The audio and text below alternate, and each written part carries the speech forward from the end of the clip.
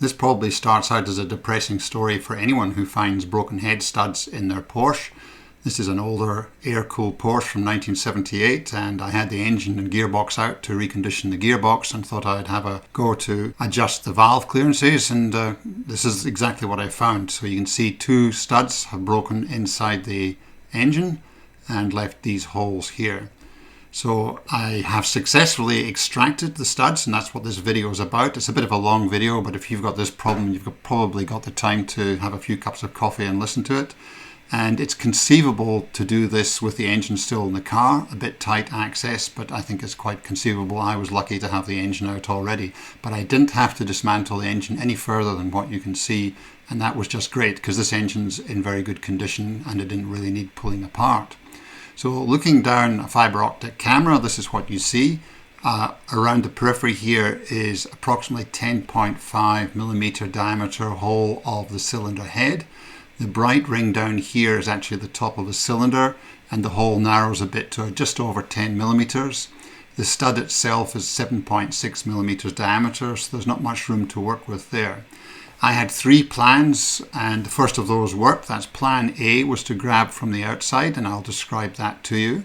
The second one, plan B, was also to grab in a different way from the outside, and I've put that in an appendix in case it's something that you need to go to. Plan C is to drill a hole in the center, probably using a left-hand carbide, solid carbide drill, and use an extraction tool and probably break it in the process, because these studs were extremely hard to get out, but plan A got there. So this is about plan A. The rest of the video is a bit disjointed because it consists of parts taken over a period of time. First, you'll see the making of a tool out of a Mastercraft nut extractor, a number 2 Mastercraft. That wasn't totally successful, as you'll see, and then we move on to using a Koken 8mm tool as the basis of making a tool for doing this job. A couple of strong magnet bars were sitting at the bottom. Now they've pulled that washer up and I've got it sitting ready to pull out with the pick. That came quite easily. So this is the Mastercraft number 2 stud extractor, and we have put that on very tightly, tapped into its hole onto a big long bolt and welded it there, and now we're taking it down to something like 10.5 millimeters outside diameter, so it fits down the hole and hopefully pulls the stud. We're interrupted cuts at the moment as we go through the hex, but we're getting there. This is the stud extraction tool just about complete. A bit on the thin walled side, but hopefully strong enough. It would be nice to have a titanium sleeve over it, but I'll test it on the bench, and if we can get 10 or 20 foot-pounds out of that, then I think we may be in business.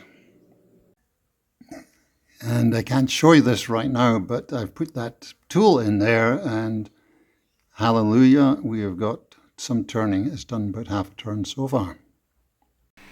So that last clip was a forlorn hope because the tool was binding on the outside of the cylinder around here, so it was a little bit too fat.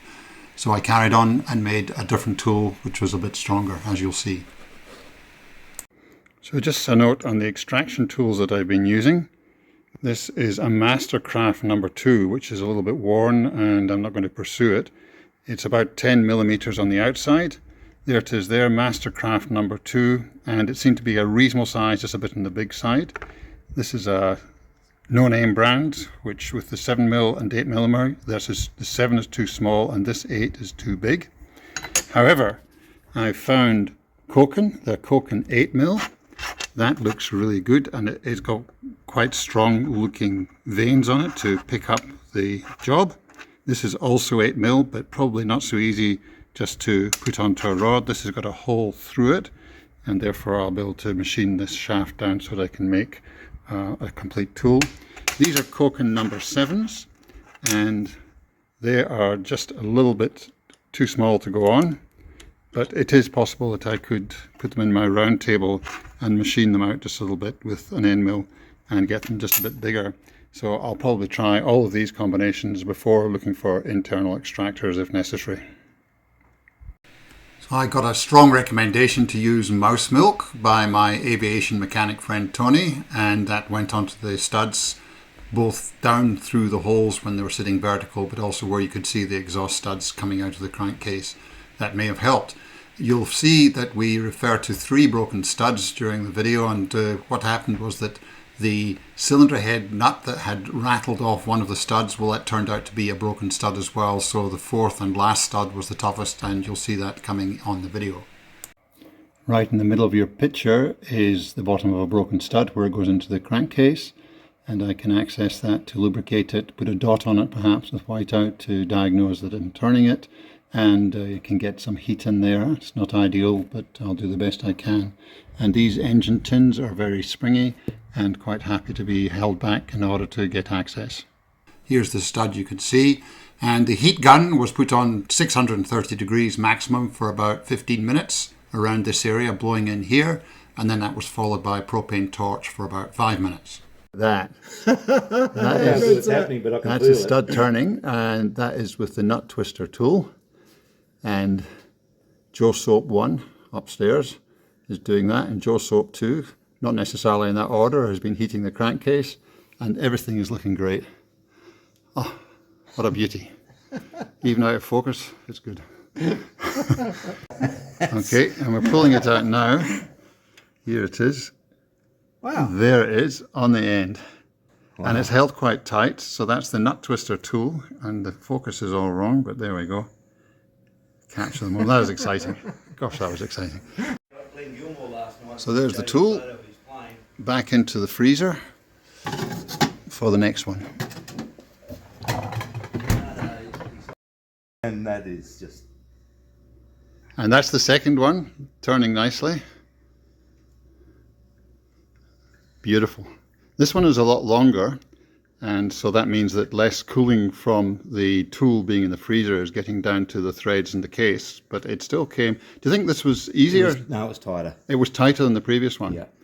Okay, and this is one that originally we thought we had going. That was my son and myself, but it turned out the tool was a bit fat and grabbing onto the walls of the cylinder. There's that stud out.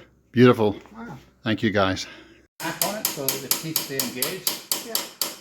But helper number 1 downstairs says it's turning, so that's good. Yep.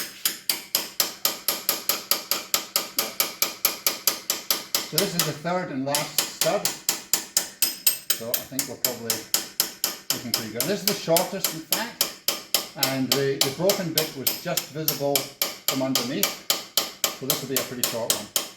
Okay, you can kill that now. So this is the shortest one, and it's on its way out. So this was very far down. Just to remind you, it's at about 11mm hole as it goes through the head, 10mm through the cylinder, and there it is, the offending stud. Brilliant. Thanks, guys. So you can see there's a problem putting the stud in because it's quite deep down the finning of the cylinder head, and the solution to that is that I've welded 2 nuts together, and they can be put onto the stud. And I've got a grub screw in there which I can tighten up with an Allen key. Then I tighten that on, and then how do you get it off? Well, the easy thing is that this is a go-through set, so I can leave that sitting on and put the Allen key down and undo the grub screw, and then that'll come off. When I spin it off, the nuts will come off from the stud. Well, helper 1 and I are both out of breath because that must have been taking 100 Newton meters. Not quite, but... Well, it was as hard as we could go. Just about as hard as you could go on that wee Tommy bar, and it was just going round and round. But it came, and that means that little Koken nutcracker suite has done a beautiful job. Wow. And pulled out the last stud. I wouldn't have believed number this 4. unless I was here. Well done, guys. Thank you. Wow. We're pulling this off, and you can see that the tool has really grabbed quite well. There is some evidence of it having taken 2 bites, and we felt that with this one. This was by far the toughest one, I think. Oh yeah. And the break was not very even, but it still managed to get through there. And over here is another 8mm one, and we've got a couple of 7mm that we didn't have to resort to. We'd have to have machined these a bit to get them in, but the 8mm one did it nicely. Koken 8mm. And there are the teeth on the inside of the nut twister, and there's little evidence of wear. It's done for and probably still good for more. So here are the 4 extracted studs to the left, and you can see the Koken nut twister markings. This one probably slipped once, but generally they grabbed very well, and that last one put in a great deal of torque and it held it, which is quite admirable. And so it's a Japanese Koken brand. It's a nut twister, 8mm, and I bought it when I was in Hong Kong recently from Chop Key in Mongkok, and they looked after me very nicely, and I think it was only 80 Hong Kong dollars, which was a remarkably good price. So that's really the end of the video, but I will append some clips from another strategy using another type of tool to grab the outside, and a little bit of discussion on using internal extractors. So thank you for watching. Here's the appendix. So this is a bit of CS 1030 steel rod, 12mm turned down to just over 10. And I'm putting a 7mm hole in it to start off with, and that's gone in 5 centimeters.